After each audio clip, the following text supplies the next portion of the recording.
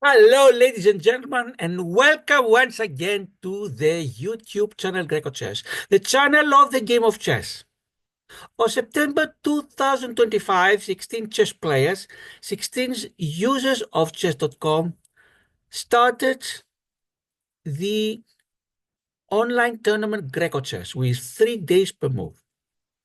16 players started on September 27th, 2025. They were divided into 4 groups of 4, and from every group, one player would advance to the final round. On December 9th, the first round had been completed, and 4 players advanced to the final round, and they would play with each other. Total of 12 games, because each player would play against the other 3 twice, once with white, once with black. On December 18th, 10 out of these 12 games had been completed, and 2 players were emerging as the favorites because they both had defeated all the other 2 players, had won all 4 of their games. And everything would depend on the 2 games they would play with each other. These 2 players are maximgovorukha from Ukraine and baraks7 from Israel. They would play 2 games with each other. One in each of them, one player would get the white and the other the black. And whoever would gain at least 1.5 out of 2 points, meaning would either win both games or a win and a draw, would emerge as a champion. If both players had 1 point, meaning either 2 draws or 1 win each of them, they would tie, and then I would discuss with the 2 of them to see how to break the tie. At this point, just yesterday, the first of these 2 games has been completed, and we are going to go through this game. Let me share the screen with you.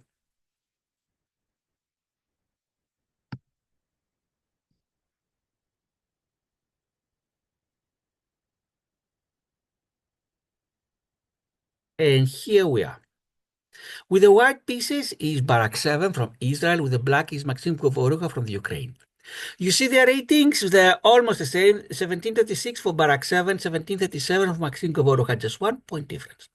Also, you may notice that I'm only showing part of the screen of the chessboard, and the reason I'm doing so is because since I'm taking this page from a link of chess.com, if I show the entire screen, I would spoil the result. I don't want to reveal anything before the end of the game. So let's all of us follow to see what happened move by move by move.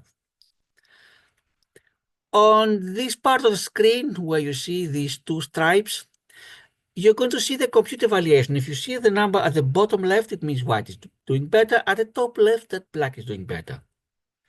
Also, after every move, the computer is going to make a comment, a graphic comment. If you see a book, it means a book move. That is in the beginning. The theory, 2 exclamation marks is brilliant. 1 exclamation mark means great. If you see a star, it means the best possible move. If you see thumbs up, it's excellent. And then if you see a check mark, it means a good move. Question mark with exclamation point means it's inaccuracy. Question mark is a mistake, and 2 question marks is a blunder. This is how the computer will indicate what does it think about its move. And also with the green arrow, it's going to show which move the computer thinks would have been the best. And we are starting the game with baraks7 with the white pieces. And first, he starts with the pawn going to c4. This is the English Open. And maximgovorukha replies the pawn to g6. This is not usual response to the English opening. Either you play the symmetric opening with pawn to c5, or you try to control the center with pawn going to e5. But maximgovorukha is trying to fianchetto his bishop, his dark color bishop, from f8 to g7 and control the center from a distance. You see, both of them are book moves. You see this little book, and we'll have many book moves to follow. Pawn to d4 for baraks7, 2 pawns in the center. Bishop to g7 for maximgovorukha, no surprise. That's why you start with the pawn to g6 so that you can fianchetto your bishop at the next move. Pawn to e4 for baraks7 controls the center with 3 pawns, c4, d4, e4. That is wonderful if you can keep it. But black needs to be very, very careful uh, how to reply to such opening of white. If black does even one inaccuracy, they can be lost from the very beginning. maximgovorukha, pawn to d6. Another book move. Of course, liberates the bishop at c8. Knight to c3 for barak7, and knight to f6 for maximgovorukha. By doing so, attacks the pawn at d4, but is defended by the knight at c3. Pawn to h3 for barak7. Why? You don't want anything from black to land on g4, especially not the bishop and attack the queen. Even the knight on g4 can control too much on white's part of the board. For example, white cannot develop the bishop to e3. And you may be wondering, wouldn't a pawn to f3 achieve the same result? Yes, but then the diagonal from h4 to e1 would be open. And later on, if the knight from f6 and the pawn from e7 are moved or disappear, the queen can land a very dangerous check on h4. Of course, not easy to happen, but you don't want unnecessary worries. Kingside castling for maximgovorukha, and we completed the first 5 moves. And as you see here, white, baraks7 has a very small advantage of 0.6, mostly because they started first, because they've been following book moves, both of them, so that doesn't mean anything. But let's continue. Bishop to g7 for barak7, that if the e7 pawn moves, the knight at f6 will be pinned. Also develops a bishop. Knight to d7 for maximgovorukha, give extra protection to the knight on f6. Pawn to d3 for barak7 develops the bishop. You see, until now, every move is book move, meaning they have been extensively analyzed in the opening theory. But at some point, opening theory ends. And it ends now when maximgovorukha will push the pawn to c5. It's not a book move any longer, but it is the best possible move. You see the star, that's what it means, the best move. And you see also the green arrow agrees with the move. This also shows the best. What do you want to do? Strike at the center and especially attack the pawn on d4. And you may be wondering, can't white take the pawn? Yes, they can use the d4 pawn to take on c5, but by doing so, they are weakening their grab of the center. They could do other things like find a way to defend the pawn, but if there is an exchange, they'll end up with a piece on the center, and you don't want your pieces so well in the center, they are too easy to be attacked. So barak7 decides to push the pawn to d5. Again, you see the star, again, the best possible move. Until now, players have played either the book moves or the best moves. Knight to e5 for maximgovorukha. It's not the best any longer. You see the thumbs up. It's excellent. This means that it's almost as good as the best. And in most cases, this difference is very, very small. It's much better to emphasize avoiding mistakes than just think if you're going to use the best or an excellent. Now, for this kind of game where players get 3 days per move, it doesn't make a difference. But if you play a game over the board with strict time controls, or even online with strict time controls, it's not a good idea to waste too much time just to select the star instead of the thumbs up, the excellent instead of the great, the best instead of the excellent. But let's continue the game. Knight to f3 for barak7, the best move, and challenges for the exchange. Why would barak7 invite maximgovorukha to exchange the knights? Because if maximgovorukha takes a knight, he has spent 3 moves on the knight that he loses, and barak7 only 1, and so he gains 2 tempi. In chess, the important aspects is material, king safety, space control, and time tempo. So if black decides to take the knight on f3, they lost a tempo. In fact, they lost 2 tempi, as they called.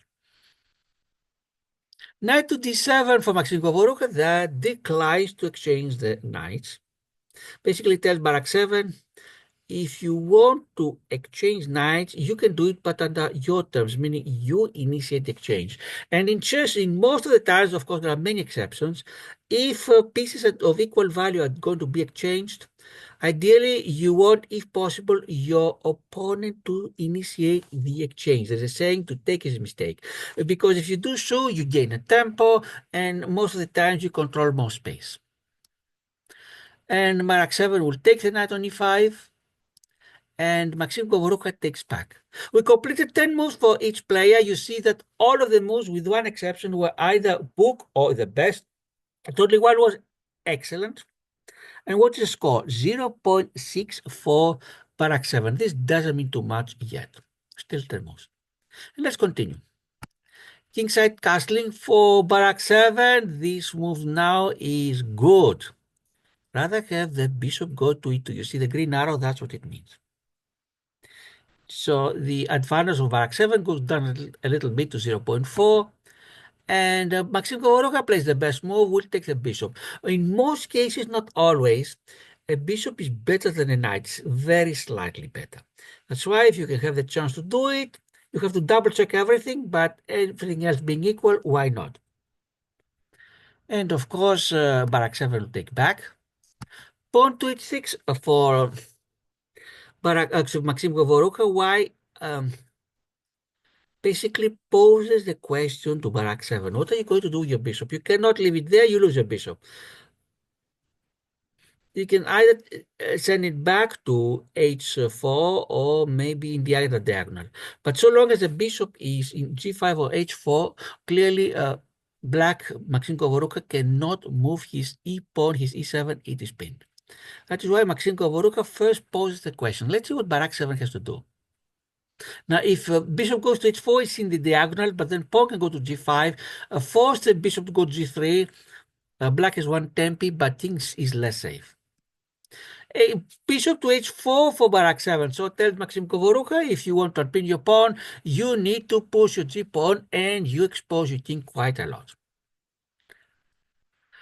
And Maxim Govorukha plays a move that's considered excellent, pawn to g5, not the best. The best would have been the bishop to d7, but almost as good. Meaning the computer says in order to unpin the e-pawn, it's worthwhile to expose the king. What's going to happen? Ideally, you want your king to be protected by FGH pawns, and now the black king is protected only by a bishop on g7. If white could somehow remove the bishop, for example, exchange it with his own bishop with the knight, then especially the knight, then the black king would be very exposed. Well, the white king, look how safe it is. Bishop goes to g3, of course, for baraks7, only one move, star. And now Maxim Govorukha starts attacking, pawn to f5. Since baraks7 doesn't have a light-colored bishop, you don't have to worry too much about the diagonal that opened from d5 to g8. White cannot check with the bishop, and the queen, in theory, it could go, but in practice, first of all, its route is blocked, and even if it's unblocked, e6, f7 squares, the queen is not safe. And baraks7 sends his rook to e1. The first mistake of the game. Until now, we had one good move, a few excellent, everything else was either the best or the book move. And the result is that now you see that Maxim Govorukha is ahead by 1.5, and Maxim Govorukha will play now a great move. You see the exclamation point. It's not just the best move, but it's also a great pawn to f4. Why is it a great move? Because it blocks the bishop on g3. The bishop, of course, is not lost. He'll go back to h2, but it cannot participate in the game. It is out of the game or out of bounds, if you want to use a sports analogy. And to make things even worse, the king on g1 suddenly starts having a backrank issue. Just when the pawn on h3 meant that white would not have to face a backrank problem, now in theory it could happen. Of course, we're very far away because there are too many pieces, and it's very unlikely that anytime soon a black rook or queen will end up in the first rank to checkmate, but it creates an issue. That's why after 15 moves, you see now Maxim Govorukha is ahead by 1 1.5. You see the 1.5 here. It seems that things start becoming good for black, but let's see how game will continue. Of course, bishop to h2 for barak7, the only way not to lose a bishop, but while it's still on the board, for the time being, it's useless. He has nowhere to go. In order to re-enter the game, the king has to go to h1, the bishop goes to g1, the pawn to f3 if allowed, and only then the bishop, 4 moves later, will be back in the game. But let's see how game continues. maximgovorukha sends pawn to f3, and this is really a big mistake. You see the question mark, and we'll explain what is wrong with that.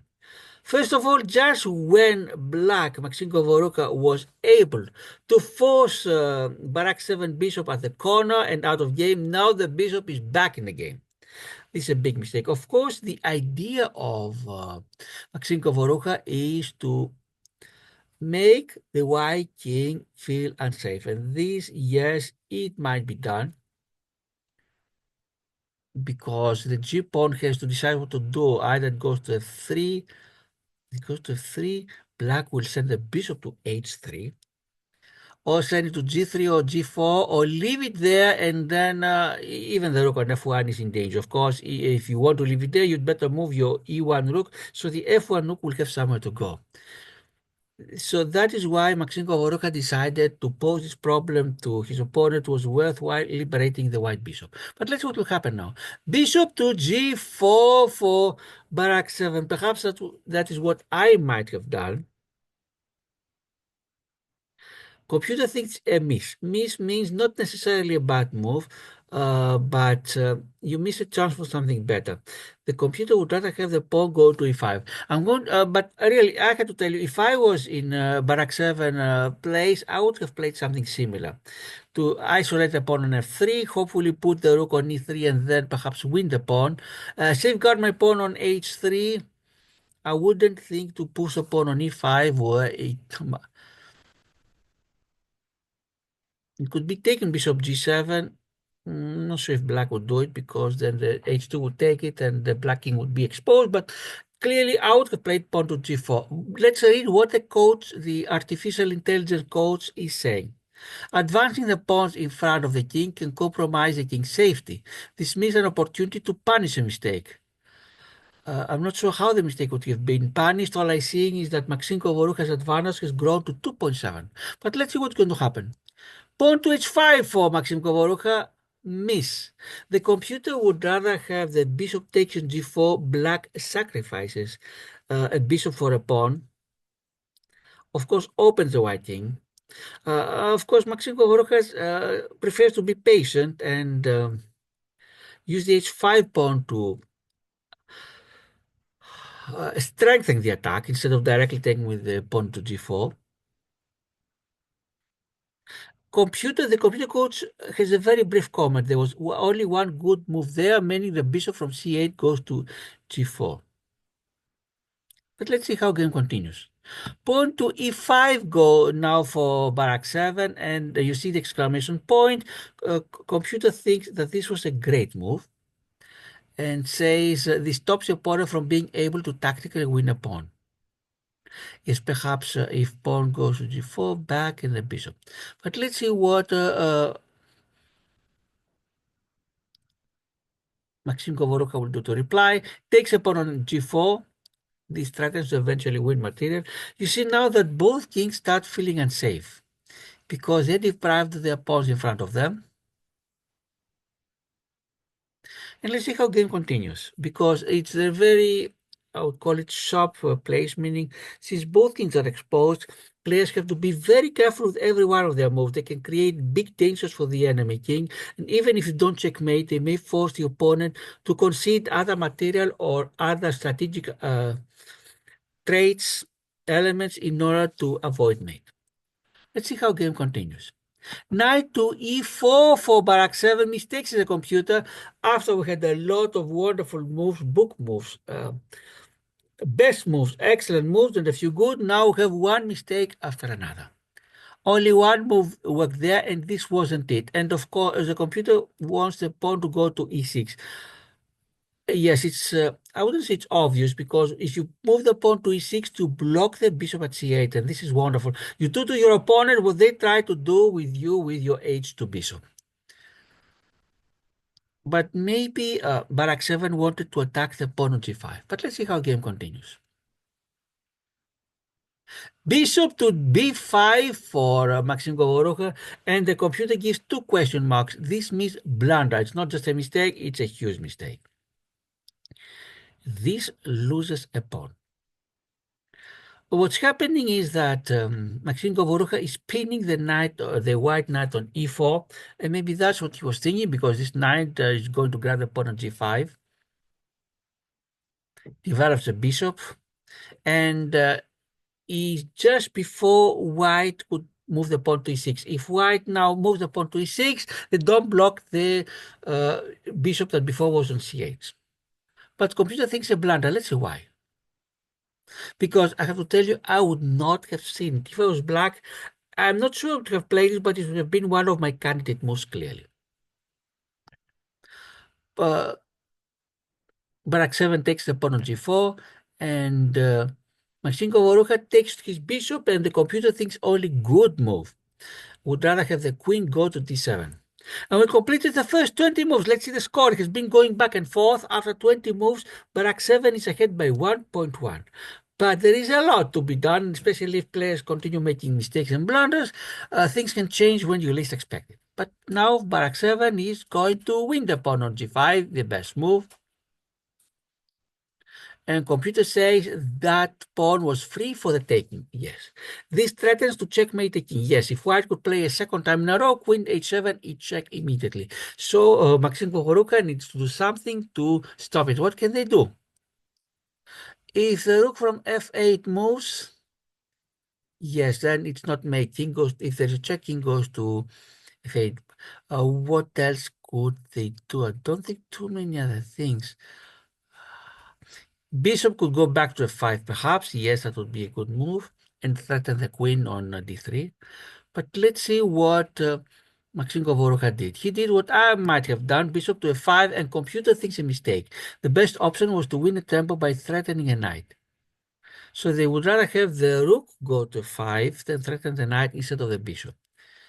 But I would have done the same, because now instead of threatening a knight, you threaten the entire queen. What's wrong with that? And what will Maxim Govorukha do? Win the pawn at f3, a very crucial pawn, because if queen went on the g5, the black queen, I mean, then we're talking about very near mate, check from g65, whatever. The king goes to h1, h2, and then mate on g2. But now that's not possible.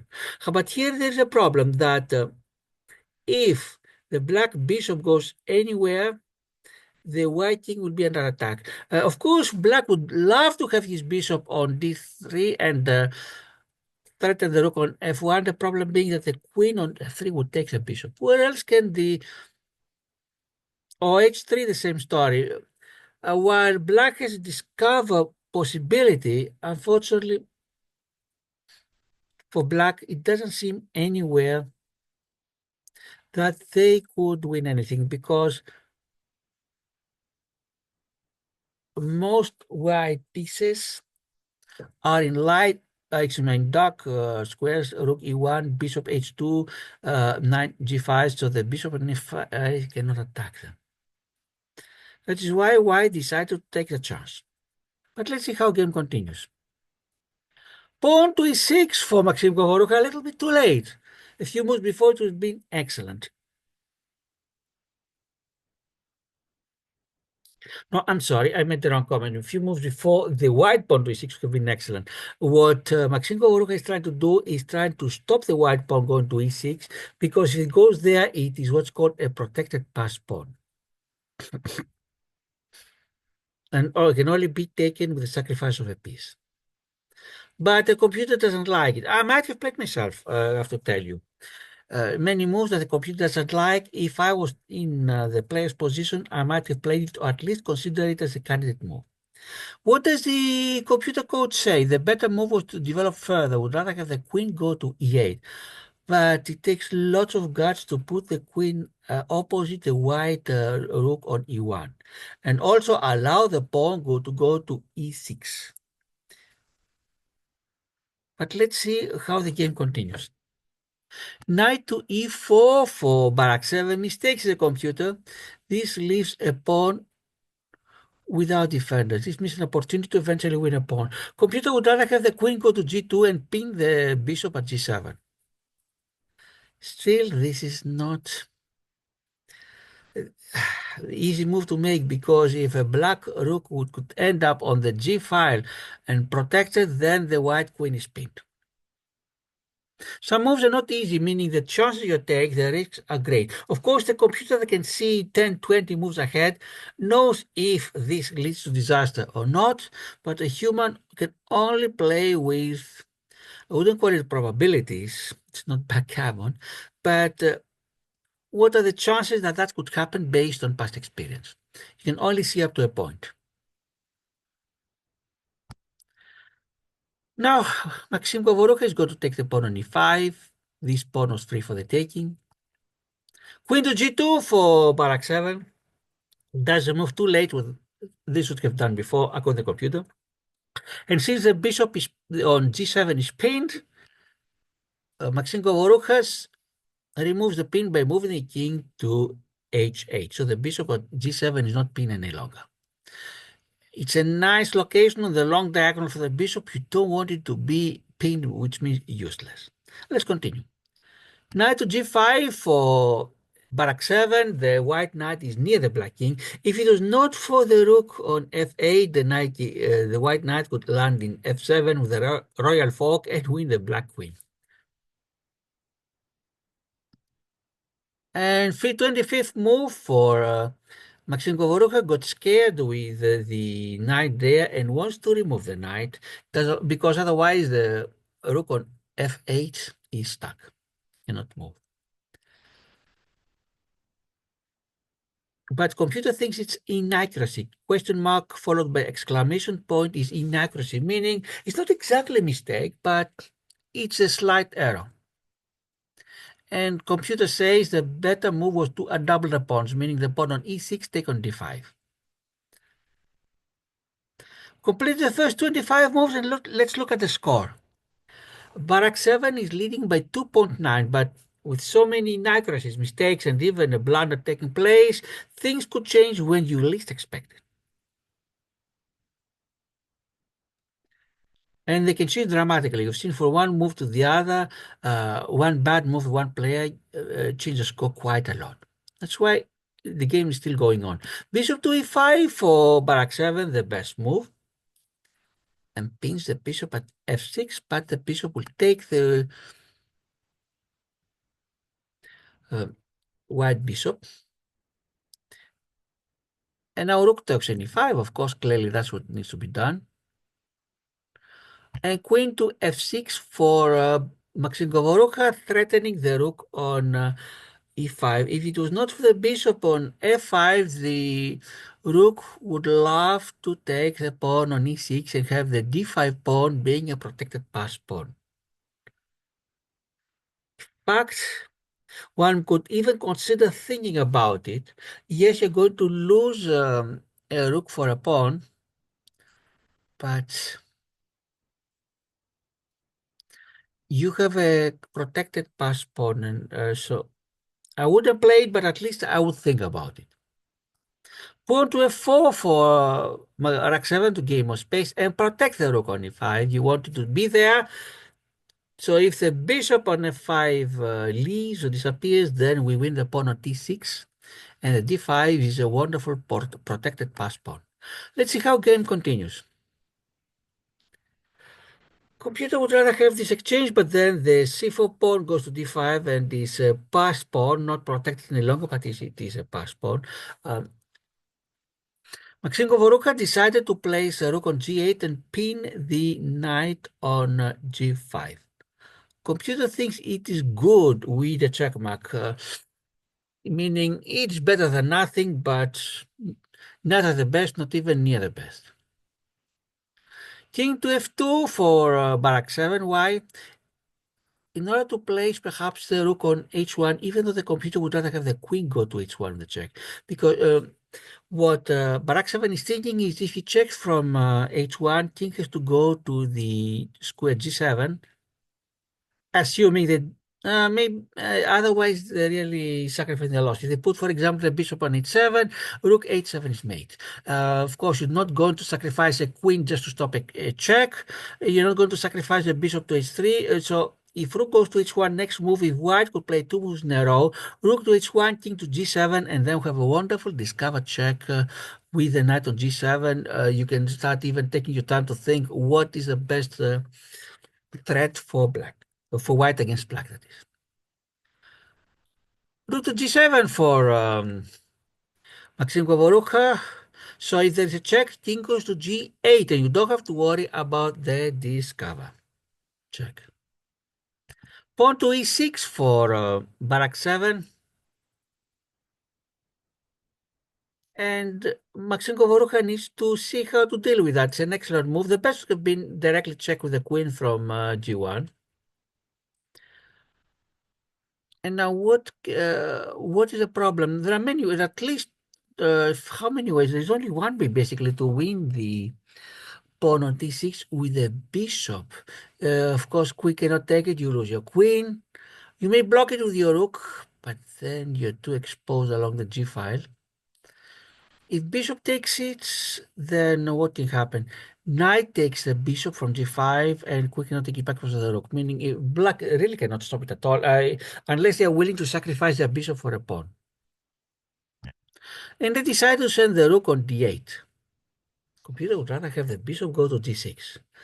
Inaccuracy, you see the computer, you see a question mark followed by exclamation point. At this point, we completed 30 moves, and believe it or not, baraks7 has an advantage of 5.0. This is an enormous advantage, but if you remember from my own game at the Queen's Chess Club, the one in the previous video, I was down by 5 points, and I ended up winning the game.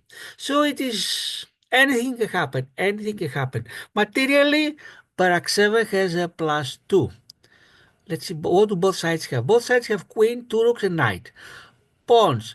White, baraks7 has 5 and maximgovorukha has 3. What does this mean? If magically queens, rooks, and knights disappeared, white is winning. Clearly, the e6 pawn is 2 squares away from promotion, and even if king could stop it, yes, let's assume that the oldest appears black turn to move, king goes d7, pawn e7, king f7. The pawn will not promote, but the pawn on what white would do is they would not push the pawn on e6 to e7, they would push the pawn on from f4 to f5, and these two connected pass pawns win the game.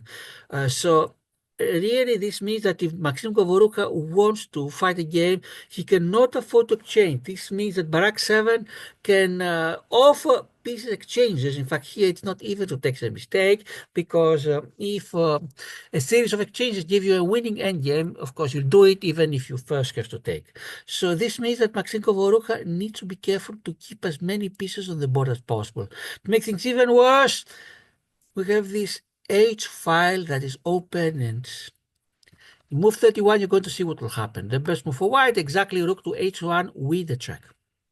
You're down 2 pawns, your king is not safe at all, your opponent has more space. That is what's happening to maximgovorukha, and that is why baraks7 is way ahead. But all they need is one careless move. With queens on the board, if you're not careful, your queen can disappear when you least expect it. King to g8, of course, for maximgovorukha. King to e3 for baraks7. We're not yet at the ending. Yes, ideally you want your king to go near the center when the game is near the end, but with queens and two rooks each side, we are far from the ending. You just expose your king. Rook to d4 for maximgovorukha wants to activate the rook. Computer thinks inaccuracy, would rather have the rook. If the rook goes to d3, that's what the computer thinks, because supported by the bishop on f5, he's going to check. But the question is, and then what? Computer perhaps may know the answer, but for human, not easy to find.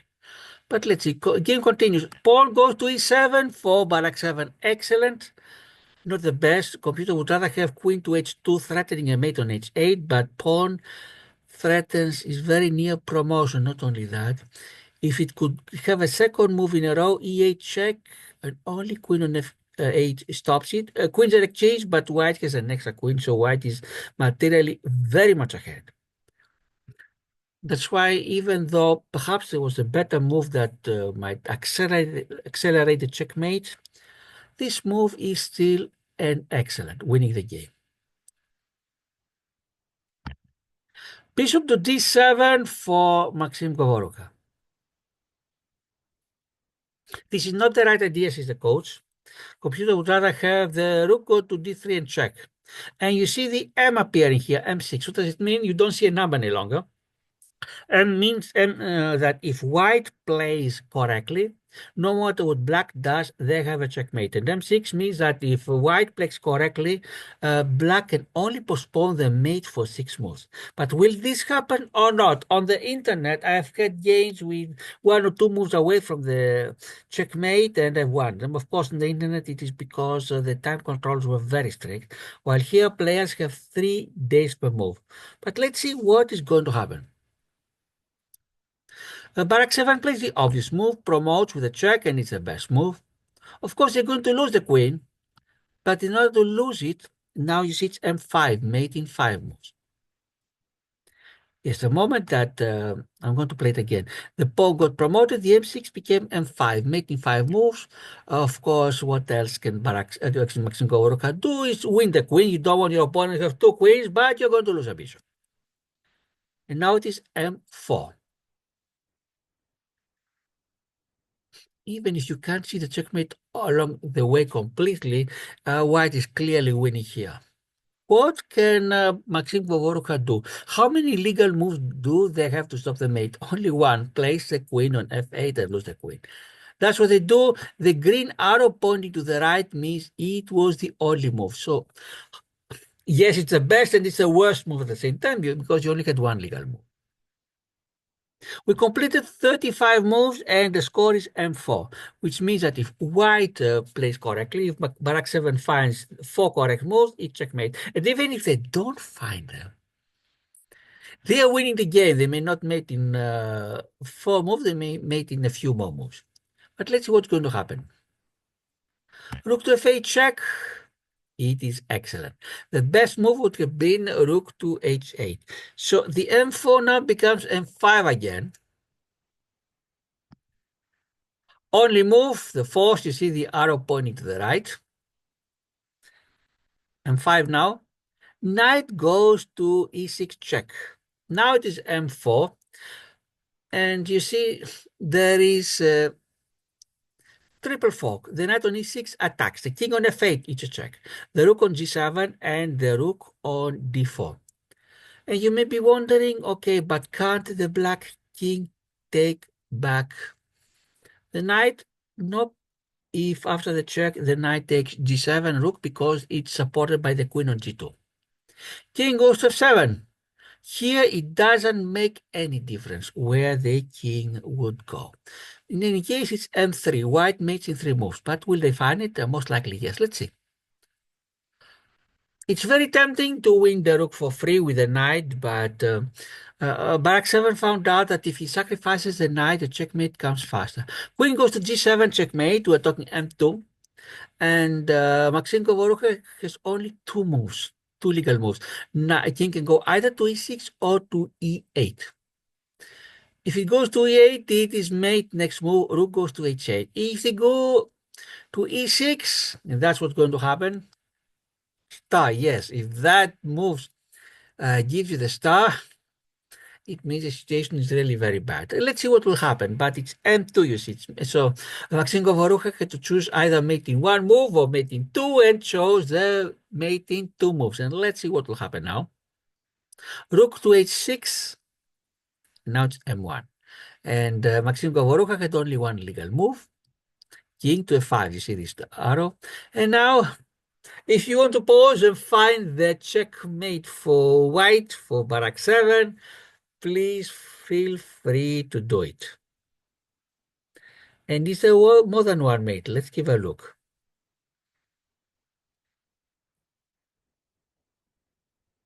I think there are two moves for checkmate. Queen can go either to g6 or to g5. This is one to 6, the g5, and that's what baraks7 played, then won the game. What does this mean? Before what does it mean, let's do the computer evaluation. We're going to stop sharing this screen and we'll share the other screen that has the computer evaluation of the entire game.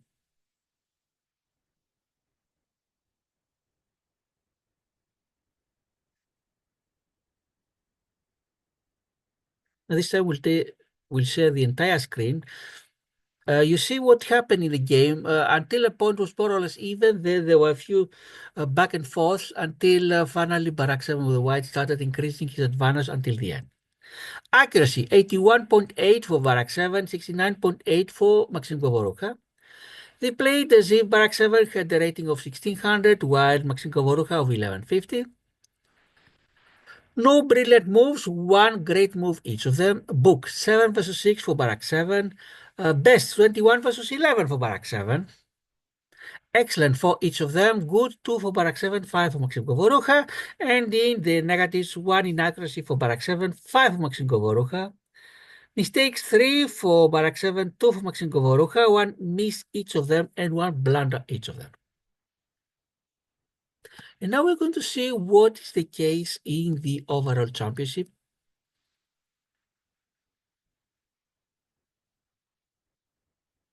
And one moment, let me share the screen with you.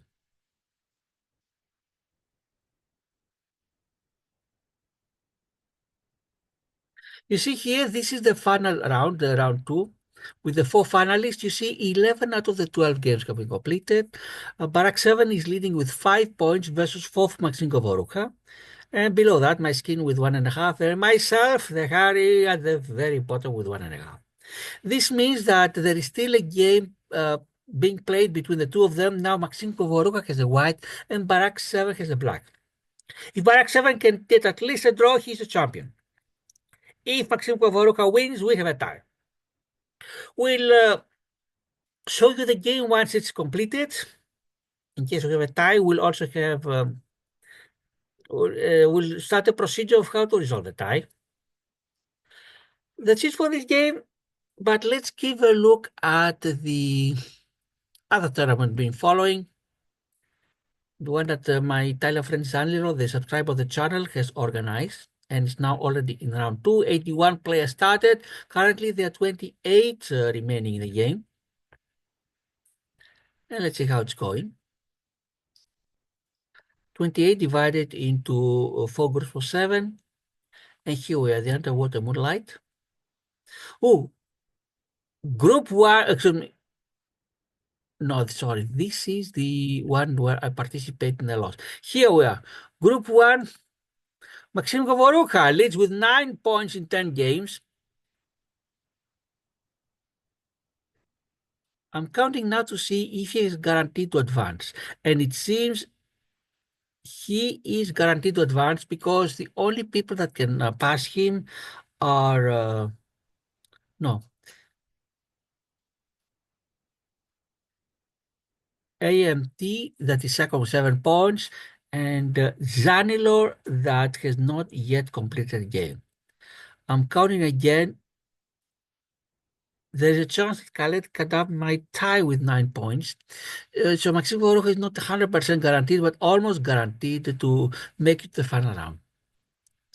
To the final, no, I'm sorry, it's going to be the next round because 3 times 4, at least 12 players will make it, and so we'll need the semi-final round first.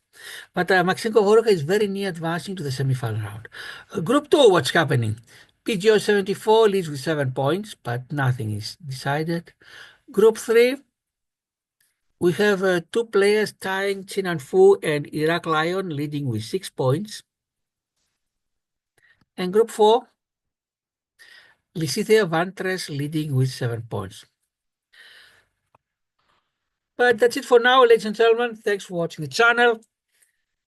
And unless anything unexpected happens, we'll continue in the next video with the facing the chessboards. And let's see which is the next chessboard we're going to face.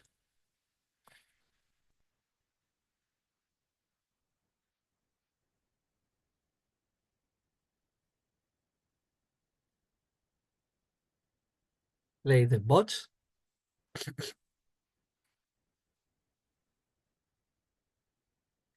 The next one on the line is the last of the intermediates. It is going to be Mateo from Argentina with the white pieces. So assuming nothing unexpected happens, the next two videos will be myself playing against Mateo, once with white and once with black pieces. And if I can defeat Mateo these two times, then I'm through with the intermediate. It's time for the advanced bots.